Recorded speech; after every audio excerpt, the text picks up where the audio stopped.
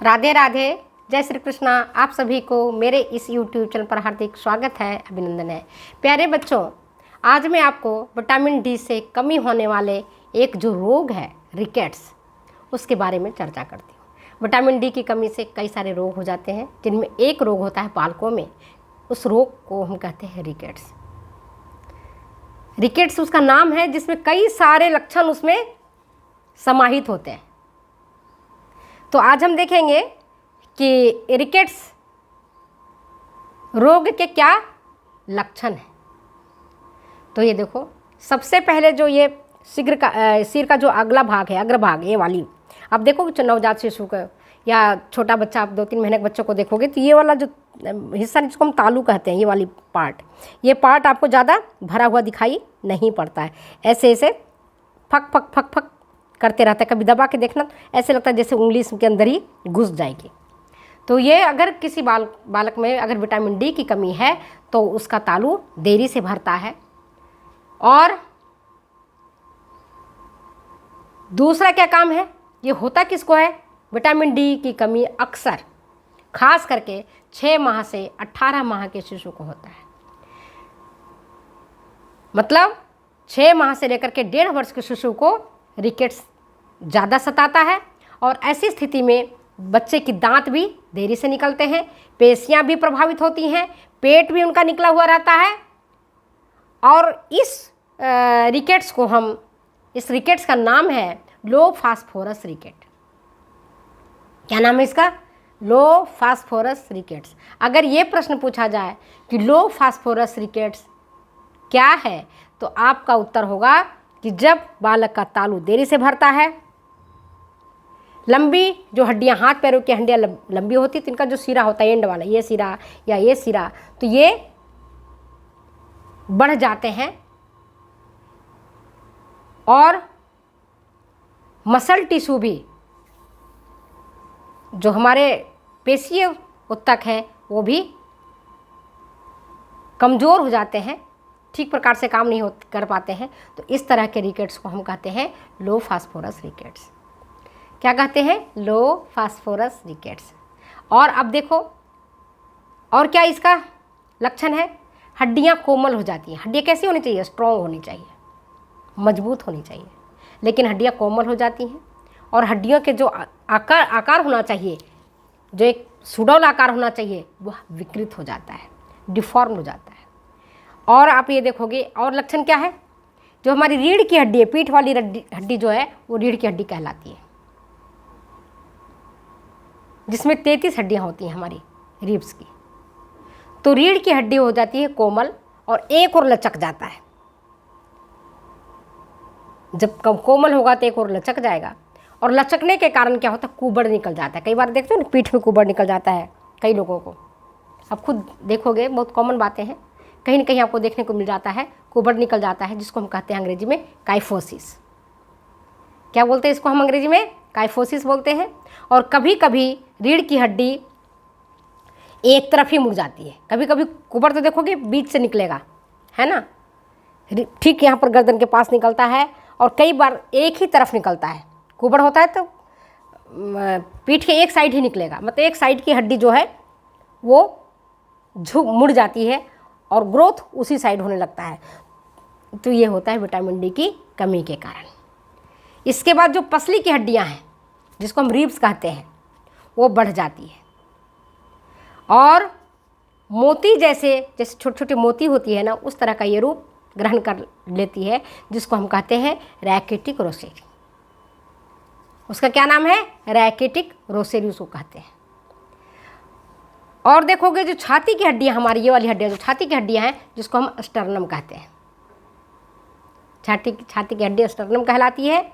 और वो स्टर्नम उभर जाता है, मतलब आगे की ओर निकल जाता है इस तरह से।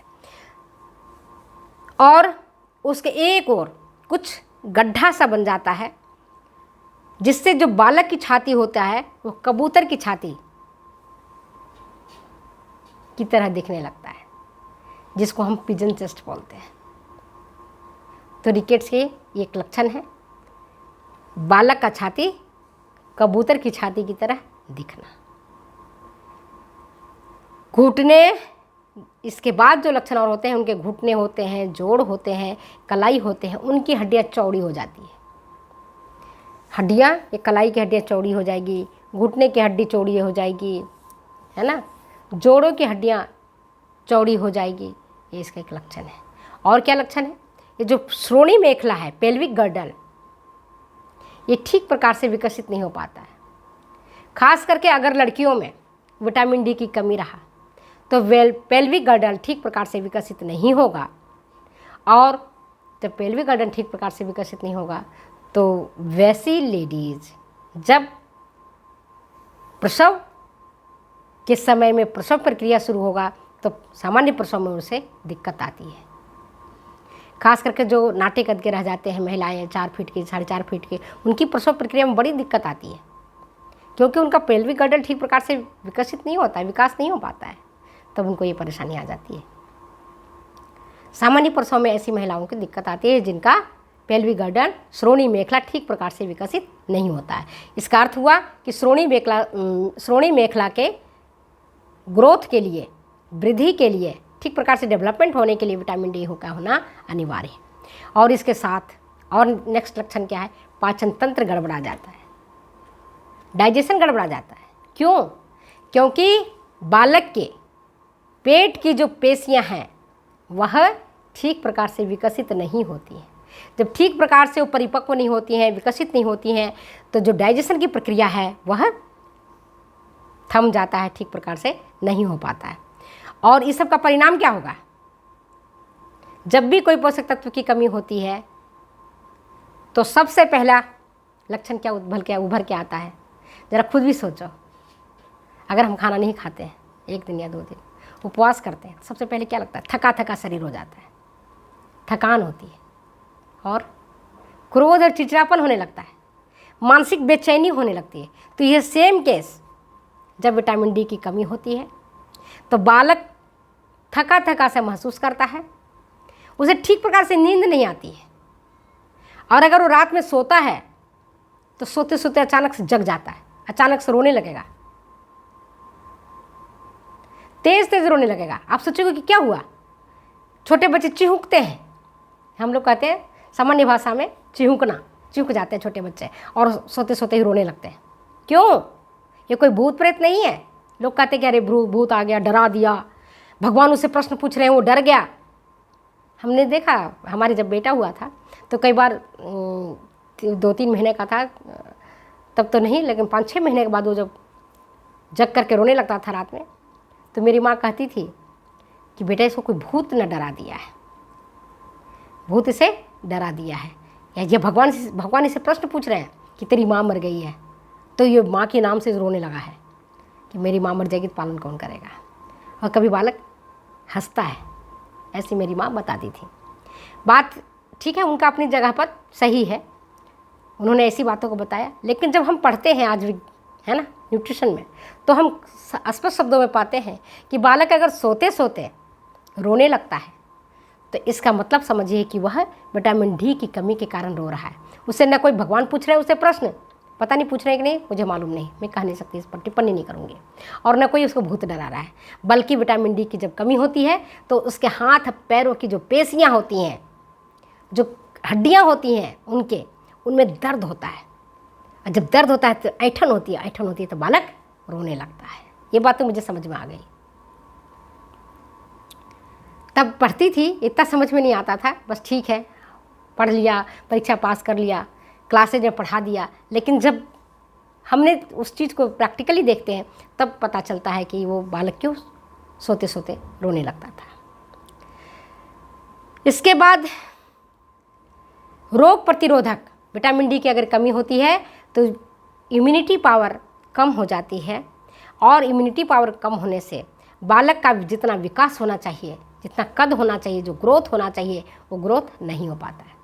3 से 4 फीट के उनका कद रह जाता है, मतलब उनकी जो लंबाई बढ़नी चाहिए वो ठीक प्रकार से नहीं हो पाता है, और दांतों का विकास ठीक प्रकार से नहीं हो पाता है। दांत वो खड़खाबड़ होते हैं, छितराए हुए रहते हैं, जो दांत मोती की तरह सजे होने चाहिए मुखड़ा में, वैसा नहीं हो पाता है। विटामिन डी की कमी के कारण। ये याद रखना। जोड़ों में सूजन आ जाता है, बालक के जोड़ों में सूजन आ जाता है। आज मैंने आपको विटामिन डी के कमी में, एक कमी के कारण बालकों में रिकेट्स रोग होता है, जिस पर मैंने आपको अच्छी तरीके से समझाया है। तो प्लीज़ वीडियो अगर अच्छी लगती है तो प्लीज़ शेयर करें, कमेंट करें, सब्सक्राइब करें। फिर मिलते हैं हम अगली वीडियो में अगली बातों के साथ। तब तक दो इजाज़त, जाने के लिए ओके बाय।